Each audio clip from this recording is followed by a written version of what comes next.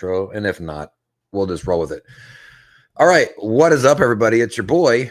I shouldn't say boy. I'm 48 years old man. It's your 48-year-old man, Fizz here, Oink Master General, and I'm being joined by a special guest that I specifically targeted and basically said, "Hey, please do this with me." And I'll explain why here in just a second. But this is my buddy Chris, and I came across Chris originally on TikTok, and Chris was probably looking for Amazon influencer videos, and Chris had a video that caught my attention, and he said, here's how much I made today. And it was a very short video, probably 15 or 20 seconds long. Here's how much I made on the Amazon influencer program and on my multiple my monetized YouTube channels and my TikTok, which was not doing much at the time. And I don't know if it is, but he basically was just like, I'm posting every day until I make $100,000 a month. And if I can do it, you can do it too, or something along those lines. And I thought that's pretty neat. Just somebody that's consistently, but I thought, he's not posting this every day. Nobody's doing this. And so every day, Chris keeps showing up on my feed. Like, here's how much I made yesterday. And if I can do it, you can do it too. I'm trying to get to $100,000. And so I was like, I got to support this guy. I followed him. I'm hitting the heart whenever I see it pop up. And so I've been able to become friends with Chris and spend some time with him. And I thought, because of what I'm seeing, his numbers, because I'm seeing them every single day, and the way that their trajectory, I was like, look, he's exactly what he says. He is just an average guy. I said this on a lot of my videos early on of like, I'm just some bozo. I'm not special. I'm not whatever. I'm just somebody that's like sticking to it. So I really felt like I liked your messaging, and I liked that you were doing the thing. You were consistent, and the numbers showed that. So that's how I came across Chris. First off, thank you very much, Chris, for jumping on here on short notice even. Thanks for having me. Looking forward to picking your brain for the other average people like us that are out there that are trying to get some traction. Hey, and while I would love to get to $100,000 a month, like you just said, month? The goal is per year. Well, man, 100K a month would be something, right? Well, you just have to keep posting videos every day on TikTok till you get there. You're locked in. Well, one of the things that I was telling Chris here prior to the video starting was a lot of people, and a lot of you that are probably watching this video right now, you're in that mid to low range of what you're currently making in the program. You're trying to get traction, right? There's a lot of different things that can grab your attention in the program, and maybe you feel like you're spinning your wheels a little bit and the numbers aren't doing what you wanted them to do. And so, having Chris on for me as an average guy that's doing this, and by the way, in his name, you can see @AverageGuyMakingMoney. That is his TikTok channel where I found him originally. Highly recommend you go give him a follow. And it's also his YouTube channel as well. Go subscribe over there. I thought he was a great guy to bring on here and talk to other people that were kind of in the same place that he was and get some ideas on what it is that he's doing. So Chris, if you wouldn't mind, give me a little bit of background here and give the viewers a little bit of background on, whenever I came into your videos, where were you kind of at with the program at that point, whenever you were trying to get to that 100,000 a year mark? And what were your strategies like at that time too? Because I want to kind of draw some correlations here between what your strategies were and what your output or what your income was basically from that. And how has that evolved for you over time? So let's start at the kind of back there at the beginning. What was that like for you back then? Sir, yeah. So I started in the Amazon influencer program in 2022. So 3.5 years now or so. And for the first 3 years, I saw the potential in it. I'm like, yeah, this is definitely better than I had been making on YouTube. I had already been monetized on YouTube for about a year or two prior to that. And I was making a little bit. Some months were better than others, of course, but it was always dependent on how many views you got on YouTube. And once I started the Amazon influencer program, like, wow, people who want to buy stuff are just like watching my videos and buying the stuff, and I get the money, the commission for that. So I saw the potential in that right away. I was like, this is so much better in terms of hitting it quick, I suppose. I think there's still a lot of potential on YouTube, and I might explore that some more, but I saw the potential right away. So for 3 years, I was, making videos, but and while there were definitely some months that did well, especially like in December, of course, November, December did well. There was one year I made about 3,000, and I was ecstatic about that at that point. So I was like, this is pretty good. I wasn't making enough videos. So when we talked back in June, I hopped on a call with you for coaching once in June. You're like, Chris, you're doing everything right, but you're just not making enough videos. You're like, you gotta make more videos. And I looked back, and I was averaging one video per day. For the last 3 years, I averaged basically one video per day. And some weeks were more, some weeks were less, but on average, one video a day, which wasn't, not a bad start, but Yeah. for 3 years making 1,000 videos, Yeah. Yeah. also not very great. Yeah. Yeah. Because as we talked about before, it's just like, yeah, you're seeing some progress, but your depreciation is also a factor. So I was making some videos, but not enough. So after that conversation back in June, I started ramping it up and said I'm going to make a goal of doing not just one, but 4 to 6 videos a day, which still isn't. I mean, I hear some people say 20 videos a day, 30 videos a day. Yeah. For me, I take a little bit more time. Because I am uploading them both to YouTube. Actually, now I'm uploading each video to 2 channels on YouTube. One kind of general review channel and one more specific for each category genre channel. So I'm hopefully getting eventually like 20 channels monetized on YouTube and each one built up in its own genre. So there's more interest there per subscriber. All that to say, I do take 20 to 30 minutes on average per video. But I have ramped it up to 4 to 6 videos a day. So since doing that, I was averaging back in June, before our conversation back in June, I was averaging about $1,500 through the Amazon Influencer Program at that point, and it's ramped up now to about $6,000 or $7,000 per month through the Amazon Per Influencer month. You're Program. probably, hold on a minute. You say those numbers. Can now- you say those numbers one more time? What were those? What Sure. were the numbers? Yeah, back in June, I was averaging about $1,200 or $1,500 per month, and now I'm averaging about $6,000 or $7,000. I thought that's what you said. Okay, hold on. Yeah, 6 or 7, not 67, 6 or 7. No, yeah, still it's a crazy bump, right? I mean, because you're talking about, I mean, that's a massive multiplier. So let me back up though a little bit before that.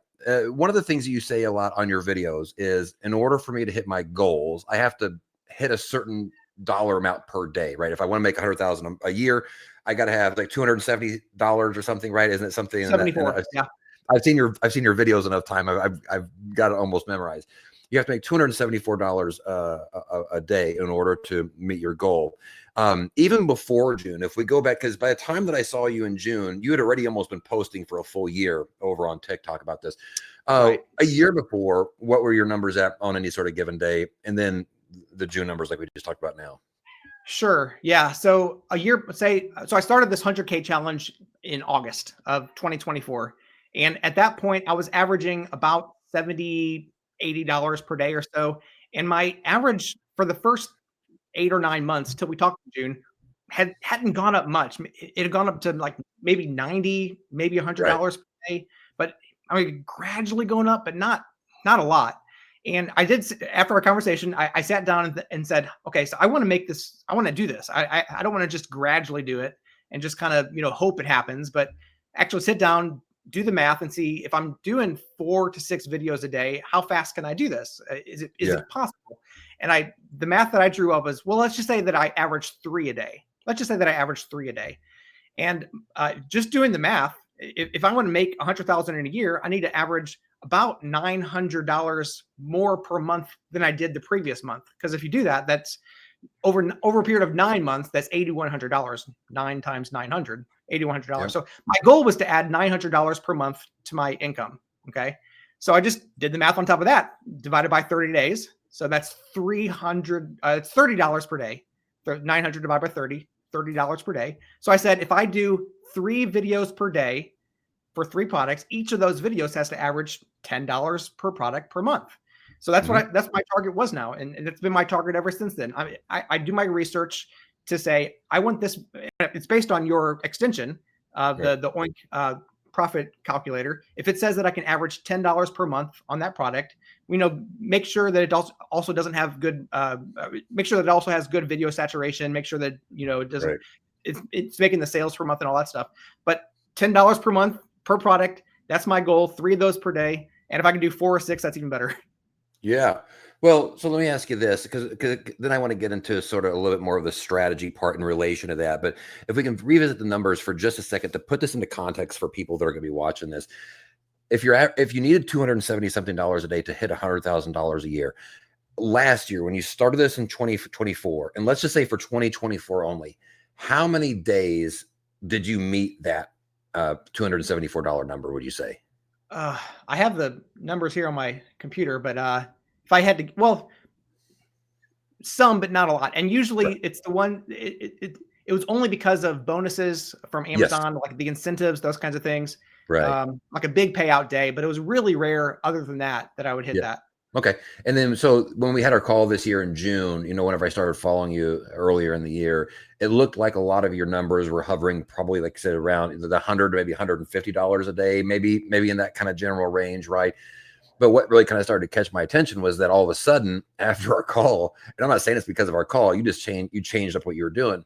Your numbers, all of a sudden, I was seeing videos from you of like, hey, I made $300 today.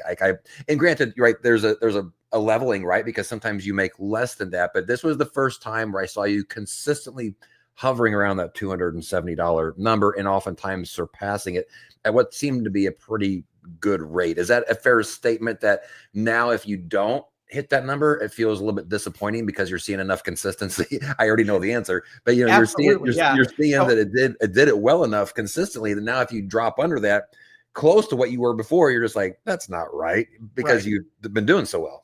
Yeah. So I like I said, I was averaging, when I first started this challenge in August of last year, averaging about $70, $80 a day. By June, maybe $90 or $100 a day. Now I'm averaging my 30-day average, not including the whole last year, but 30-day average right now is $264 per day. Yeah. So if I see that significantly less than, if I have a sub 200 day now, I'm disappointed. I'm like, come on, that's way below my average. Well, but this is 4 months ago. I would have been ecstatic about it. You've been happy about that, right? So, and this is a perfect segue, I think, Chris, because one of the things I've really been talking a lot about, and we're going to get into what you did differently, like your approach to this. It wasn't as simple as I need to make more videos, right? It was more strategic. I mean, that was the basis of it. But one of the things that we had talked about previously was, you need to make more videos, but that requires products, right? We have to figure out where these products are going to come from that you're creating content for, right? And so I've been harping on the concept of the product pipeline for a while now, in Oink and in the Facebook groups and on YouTube, et cetera. The product pipeline essentially means that, in order for you to scale in the Amazon Influencer Program, it requires you to make new content. But that means you have to have products coming in consistently. And that is hard to figure out the solution to that, right? And so you're saying you created more content, which means you had to be getting more products coming in. What was your approach? Because that was a product pipeline issue that you had to start solving. What was your approach to solving the product? You said it was like maybe one a day to up to 3 or 4, maybe 5 a day. What did you do? And how was that thought process for you? Like at that point of like, what am I going to do? How am I going to solve this? How did you look at that whole thing? Sure. Yeah. So let's go back just a little bit. So before, when I first started the Amazon Influencer Program, I did what everybody does, and that you review everything in your house, right? And that eventually dries up. And it also not just dries up in terms of how many things you can review. I do hear people say, review every single little thing, and you can continue to do that. That's fine. But it also dries up in terms of your possibilities. You can only review so many screws and caulks and whatever else until you're just like, okay, it's not really worth my time to review all these little things when you know that there's better opportunities elsewhere.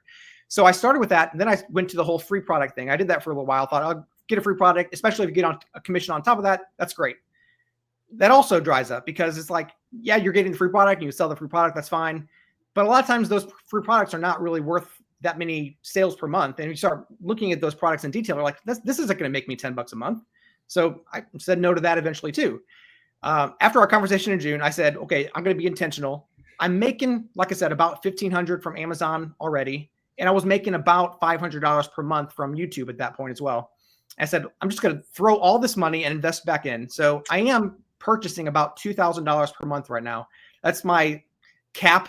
Sometimes I'm like, oh, I'll pay a little bit more if this is a really nice product, but I try to limit myself to about $75 per day. And every day I'll just buy 3 to 4 products on Amazon. And as long as I fit within that, my criteria of $10 per product per month, and I'm spending less than $75 per day or so, and knowing that I can sell some of those things and keep some of those things, and knowing that I have a shopping addiction anyway, like usually I keep a lot of stuff anyway from Amazon. This is kind of replaced that. So, but yeah, I've been investing about $2,000. So when I say that I'm making right now $6,000, that's actually, I'm only profiting about $4,000 right now, but that's better than the $1,200 that I was doing 4 months ago. Well, okay. So then, one of the things I talk about a lot are basically you only have a couple of pathways to solve the product pipeline problem. Like if you need more products coming in, it's either working with sellers, right? And you have to hope that they send you something of value or even recognize that you exist, which is not always easy. It's a very reactionary thing. The value proposition there is you don't have to pay anything out of pocket in order to get that through your front door. But will you get the thing? Maybe not. Doesn't. Whereas, the other option is basically what you're doing is the investment side of stuff, right? Which is obviously the downside is the risk that's involved because you're forking money out. The advantage is you have total control over the products that you get. If you see something that you think can make you money, nobody has to approve it. You just have to say, here, Amazon, here's the $50 that it costs. And Amazon goes, you're approved. And they send it to you maybe oftentimes the next day.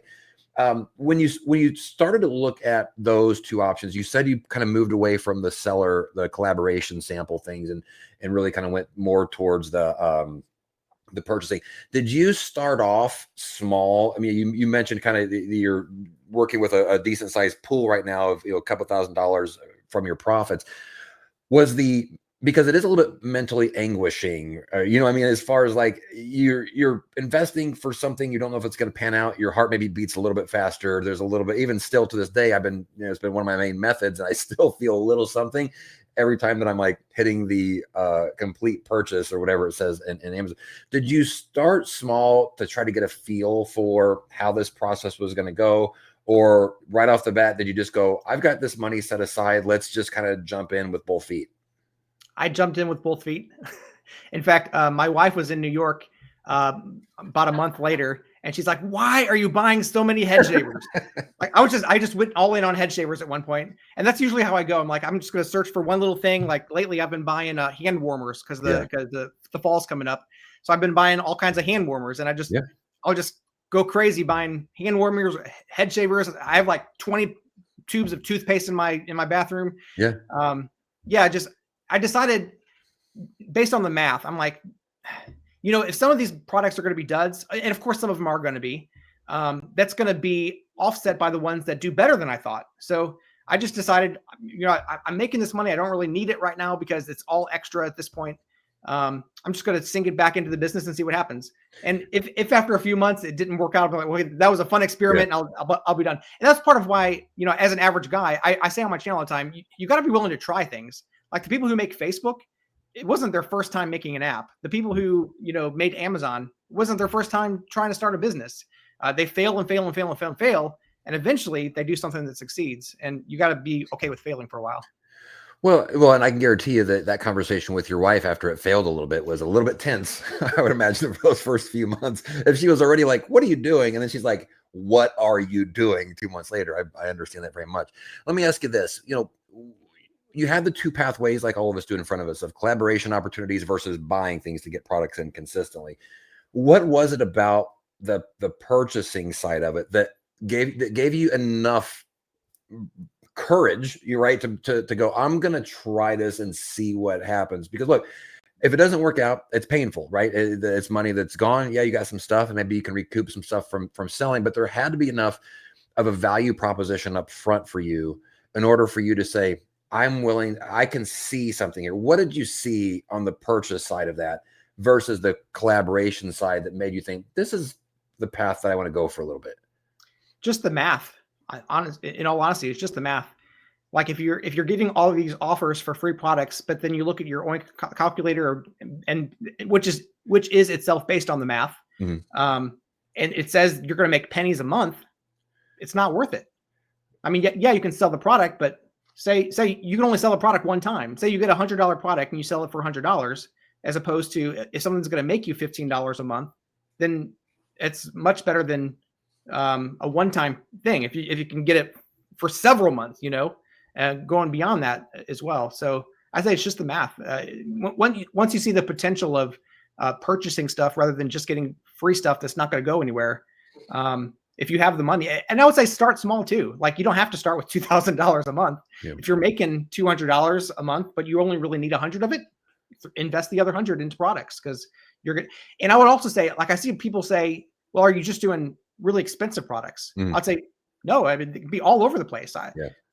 It's just a matter of doing the research, looking over and over through at the Oink calculator. I also use ViralView, and just saying, this is my criteria. I just want it to make me $10 a month. That's mine. Somebody else might say 5. Somebody could say 20 if they really wanted to get and just know that that's their criteria and stick with it.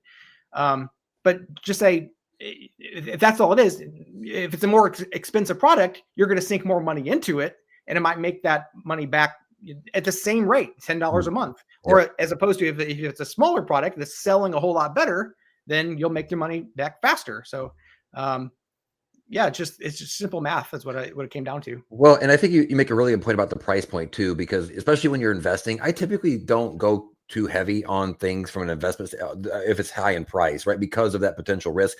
I've not really looked at the numbers behind that, but for me, emotionally, it's easier for me to let go of something at the $20, $30 price point, even if I earn on it less. Then, I bought something for Prime Days this time. It was like $199. And it was like one of the higher things I bought in a while for that. And it panned out, but it was like, I typically probably go like, you can make money on things that don't cost a lot of money, right? I always tell this story about one of my first month in the program. I made over $2,000. And one of the main reasons was a $10 plastic outlet cover for outdoors. It was May getting ready to turn into summer, and it just went nuts. But it was $10, and just people bought it like crazy.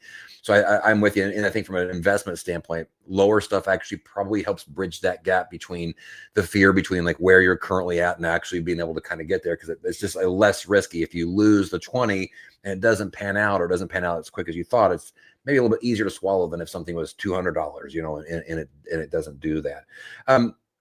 You talked a little bit about your approach to this and kind of the products that you're looking at. You mentioned that you kind of stick within certain arenas. You mentioned the shaver, the head shaver. You mentioned the mitts. Is there a reason why you tend to do sort of groups of products in a circle like that versus, because there are some people out there that will just go like, just anything that I see, and there's no real kind of, is there a method behind that? Or is it just because for you feel like that's what it's where you're comfortable, and usage, you probably get some use out of these. I mean, mitts, warm hands and bald heads are great, right? I mean, if you want to keep those consistently going, having that stuff helps. But is there a reason why you tend to circle, or do you branch out very often to like other types of and is there anything that you avoid? I mean, anything that I'm ethically not opposed to is on the table, but but other than that, no, I don't have anything that I necessarily like more than other things. I tend to buy like 10 things of one type of thing at a time, just because if I'm searching for the hardest part for me is just to decide what am I going to buy next. Like every morning I get up, sometimes I ask my wife, hey, what should I search for? I don't even know where to start. Sometimes I've searched for so many different kinds of things, but once I find an idea of, okay, what can I search for? Then I'll just say, I'll bring up, on Viral View, it'll search a whole page or whatever it is.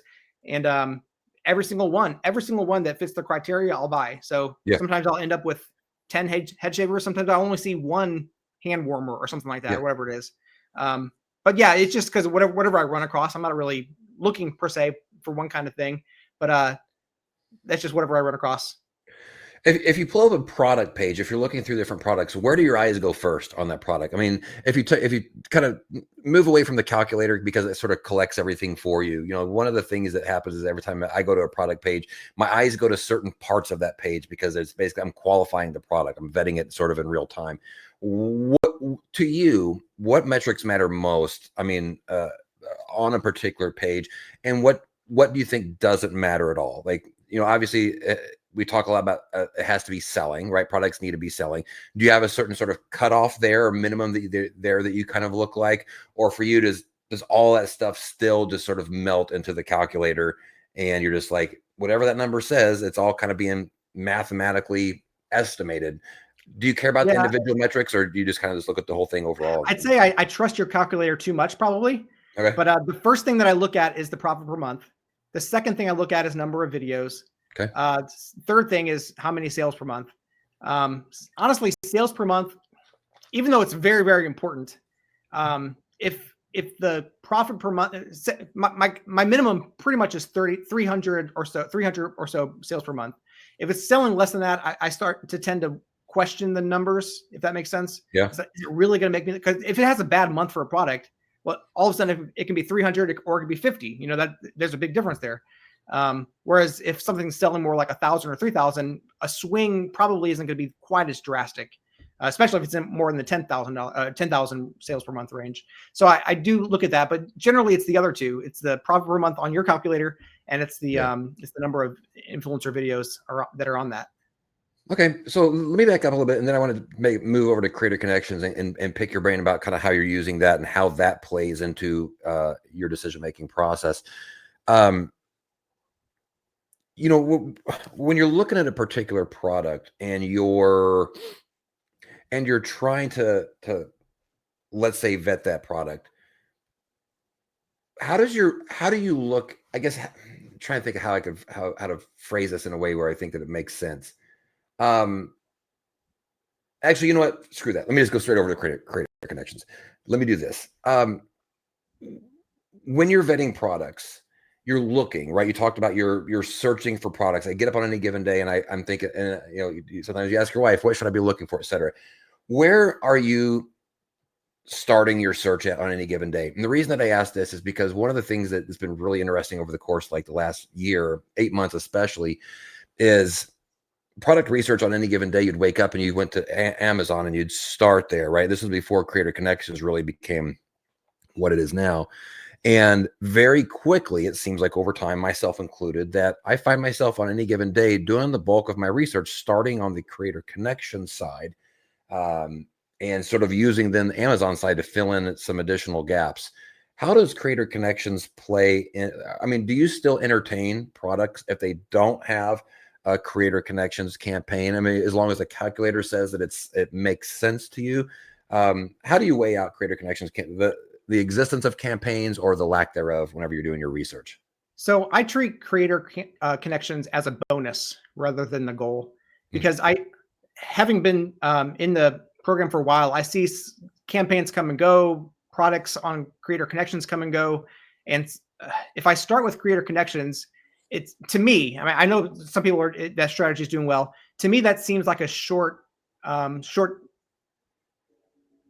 what's the word? Short-term planning. Yeah. You're not seeing the forest through the tree, or what is it? Trees through the, not right. seeing. I'd rather see something that's, even without Creator Connections, going to give me $10 a month. Right. And if, like, there was one earlier today, it said that with the Creator Connections, it was going to make me 15 a month. And I'm like, oh, that's pretty good. But then it was like a 50% campaign, and I clicked on it and it said it was going to be ending at like December 1st. I'm like, that's only a month of 15 a month. And so I unchecked it.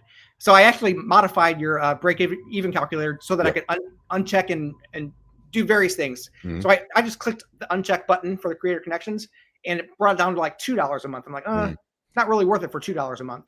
So I treat it like a bonus. So if without it, it's going to make $10 a month. Awesome. That's I'll take it.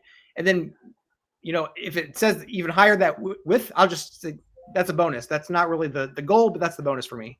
And do you do any brand messaging at all? Earlier, you mentioned that you moved away, right, from at least making it your focus of the collaboration sample stuff. And but how much percentage I mean, because product pipeline is something that probably should be a multi-faceted approach for people, right? It shouldn't probably be all investment. It shouldn't all be collaboration samples. What percentage of your current product pipeline are you getting through collaboration opportunities through Creator Connections? Less than 5%, I would say. I'm in the Facebook group that you recommended at one point, and I get a few things from that once in a while. But and I've tried the Creator Connections messaging, and I've gotten a few things from that. But once again, I look at the things that I'm getting, and some of those were okay. But when I compare it to what I'm getting just as an investment, it's the investment ones that have the more potential, in my opinion.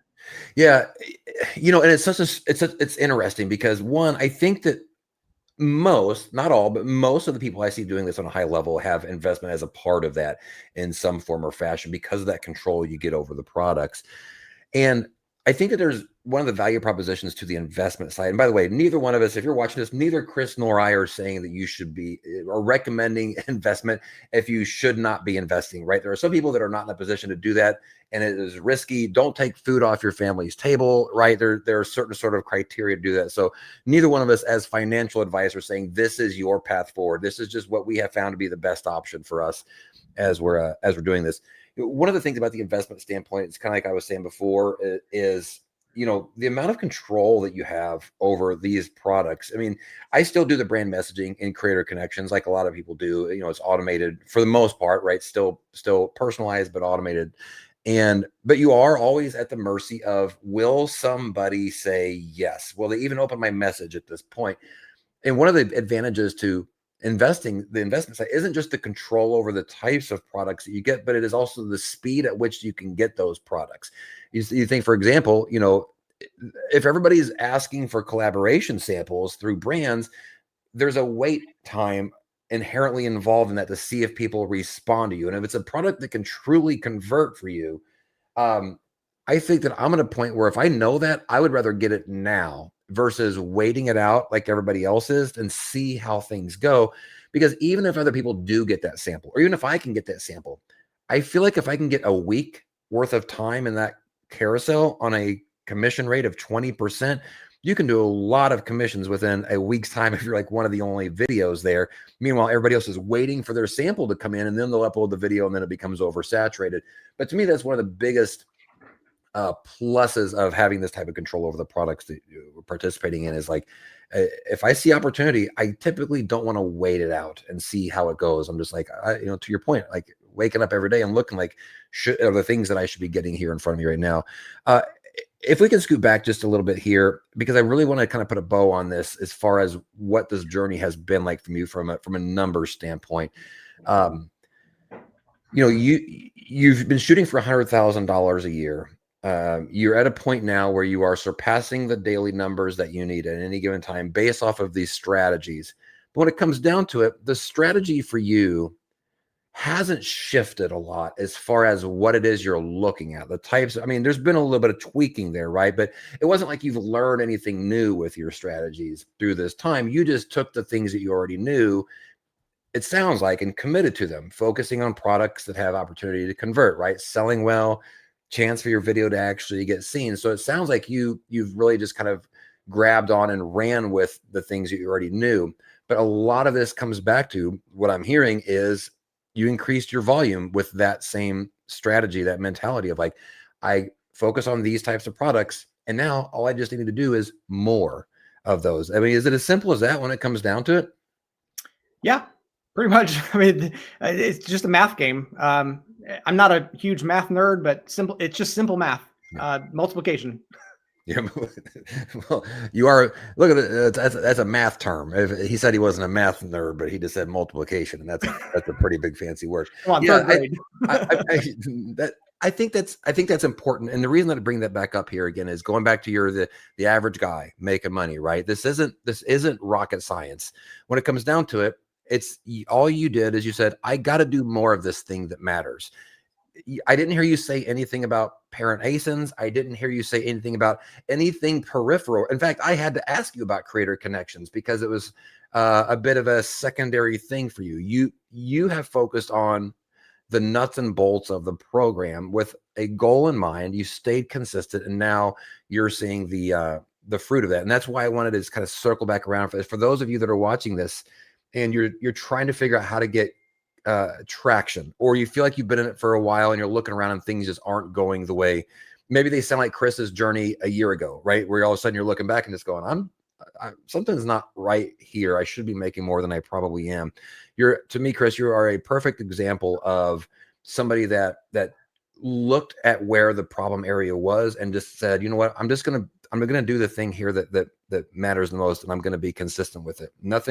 No super smarts. You're smart, but nothing required as far as understanding of anything special. It's just like, here's how the program works, and I'm going to do this over and over again. So I think you are a fantastic example for those that are striving to make more out of the program and feel a little bit lost. It's a very relatable story that you've got. Well, thanks. And a lot of it comes back to what we talked about in June, though. You're the one who said, "Hey, Chris, you're doing the things right. Just do more of it." I'm like, "You're right. Just got to do more of it." Well, I think it's interesting because it sounds maybe like an oversimplification to people, but that's the thing that people are missing. And this is why I think the product pipeline conversation is so important. People are looking around at other things to solve that problem for them. There are a lot of things that you could have done instead of doing more. You could have said, I'm going to do more brand messaging, or I'm going to do more parent ASINs, or I'm going to make more whatever the thing is. But ultimately, we both kind of saw it in real time almost as it was unfolding, of like, you're just not doing enough of the thing that matters. The hard part there is, the reason that becomes so valuable is it's solving the product pipeline problem so that you can do more of the thing that matters. That is not an easy thing for people to solve. Like you embraced the investment side of that very easily, or at least with some ease, surely some trepidation as you were going into it, but you basically just said, I'm committed to this process. I'm going to do that. I think that solving that particular problem, because of everything that's involved with people's personal finances and their situations and circumstances and family and all sorts of different things, it's not an easy one for a lot of people to solve. And you were able to at least start taking steps to solve it in some way. And even whenever it wasn't working for you right off the bat, you still were like, I'm going to stay with this for a little bit and kind of see how it pans out. And it has. It's done a really good job. So I think that this is the exact reason that I wanted to do this call with you, because I think you're just a fantastic representation of what's possible for people that just embrace the things that matter in the program and make those your kind of sole focus. So I really appreciate the time of it. Any other hidden tricks, tips as an average guy making money, right? Whenever you're talking about this, you talked a little bit about diversification, about your strategy. What's your schedule like? Just an overview on any particular day. Is there a day that you don't touch this stuff at all? How are you resting? Not right now. On your there laurels? might be soon, but right now it's pretty much, I work on it in the morning, and it's not all day long. It's like, I might film for 20 minutes in the morning, and then like I said, I probably edit too much. That's one of those things that people say do less of that, but I do like to, make sure the audio looks good. And I'll put a little tagline at the end for one of my YouTube channels, and upload it to 3 different spots, Amazon, two YouTube channels. So I spend like 20 to 30 minutes on each video. So maybe I might edit for 2 hours, but 2.5 hours, 3 hours total for the whole thing. Then I spend way too long looking at spreadsheets, because that's what I like to overanalyze everything, but I really could cut all that out. But as far as like the program goes, I spend time in the morning pretty much. And it doesn't have to be complicated. It's just really, really simple to film stuff, put it out there, and it grows over time. Well, I appreciate your time, man. If everybody's watching this, he's got his handle for, again, TikTok down in his name thing there below. And also that is the same as his YouTube channel. I highly recommend going. Can you hear me, Rob? I can't hear you anymore. Yes, I can hear you. I can't hear you, bud. Okay, I can hear you fine. Maybe it'll pop back in here in a second. I wish that I could send. I can hear you. Can you see me? Do you see You're this? Good. Okay. Make sure you follow Chris on The Average Guy. His TikTok videos on almost any given day, they are here's how much money I made the day before, but it's incredibly interesting to watch his progress over time and see how much he is making per day, because I've seen it happen in real time, and he's doing just an absolutely fantastic job. So even though he can't hear me anymore, Chris, and when you watch this later, thank you very much for joining me today as an average guy. Doing some above average things. So I appreciate the time. And as always, everybody else, thank you so much. We'll see you on the next video. Make sure you subscribe for more Amazon influencer stuff. Peace out.